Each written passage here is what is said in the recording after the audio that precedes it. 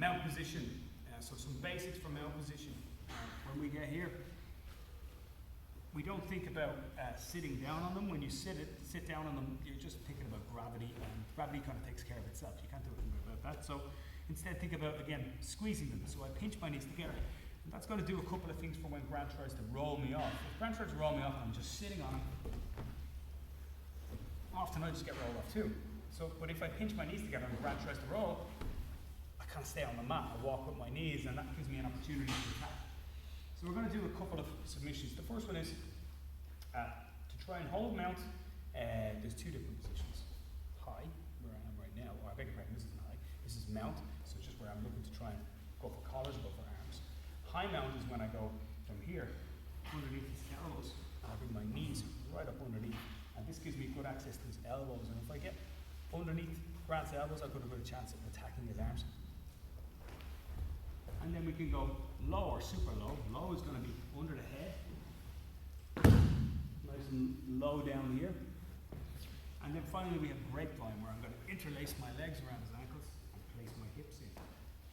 And they all have their time and place, so there's all different times to use them.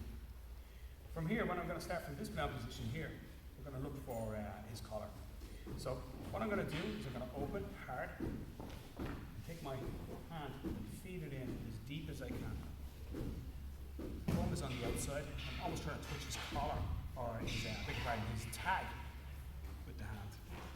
My other hand wipes across the mat. I place my head and my hand down. Now I'm going to slowly bring my elbow across his neck, connect my hand to his shoulder, and place my body weight down. There you go, nice cough and a tap from Grant there. So if I do the other side, big deep grip, thumb on the outside, fingers on the in.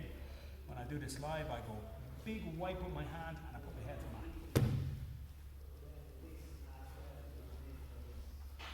Square back up and drop your body weight down as you squeeze.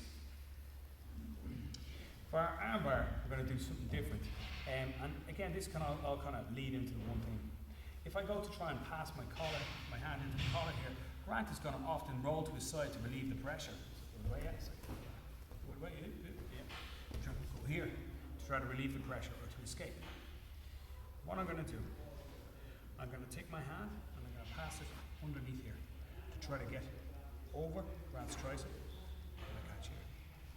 I can either catch my gi here like this, or I can keep my two hands on his arm.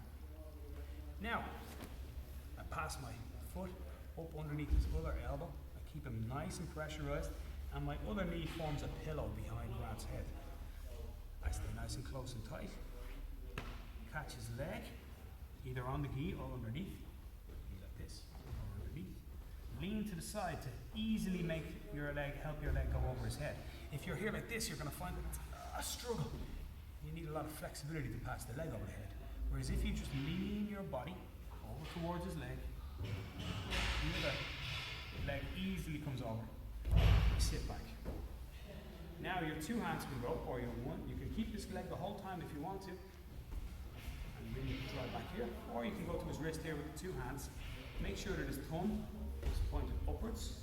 Draw back. Don't cross your feet. Instead, think about pinching your knees together. We can finish. So now I go to pass. Grant rolls to the side. I switch, place my foot up. If you have the flexibility, it's often good to put your sole of your foot into the S mount. You can see that creates, from Grant's face, you can already see that creates a bit more pressure. Lean to his legs.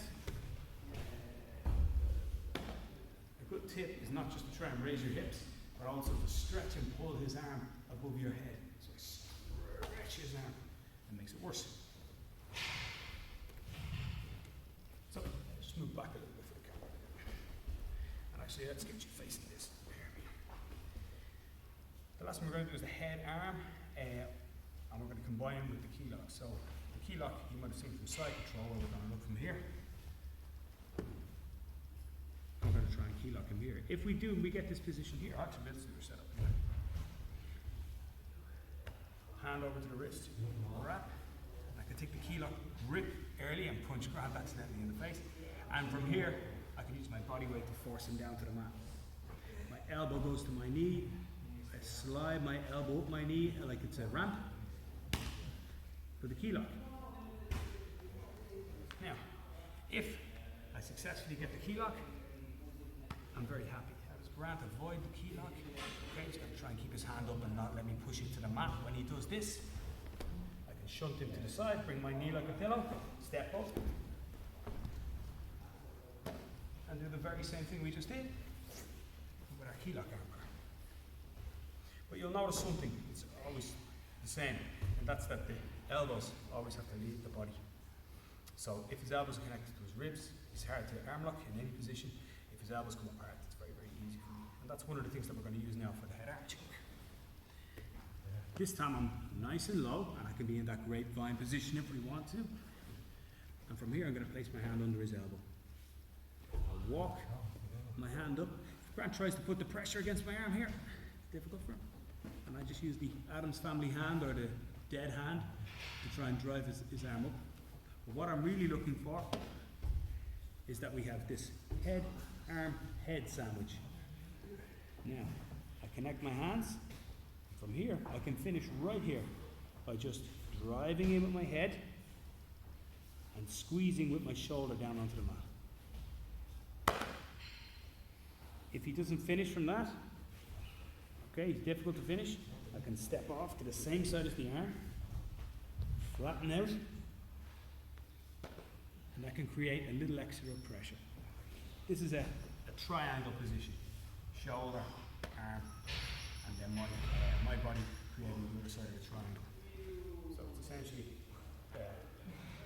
beg your pardon, we showed a triangle. There's no real great way of putting it on my arms. So from here,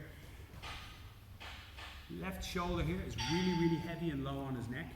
And it's important to note that my elbow never comes up for the whole movement. I walk his hand up, or sometimes even when the guy goes to escape, he's trying to shoot his hand up across to try and bridge me, and I'll get that too. Head, arm, head, very, very tight. Connect your hands together. Drive in against his head here as you change the angle of your body to drop your body weight onto your shoulder, my left shoulder in this case. If he doesn't tap from that, you step off, flatten out. There you go. That's mount basics. C. N. Nice. Cut! That's it up there, people. Let's wrap it up. Same time tomorrow, right?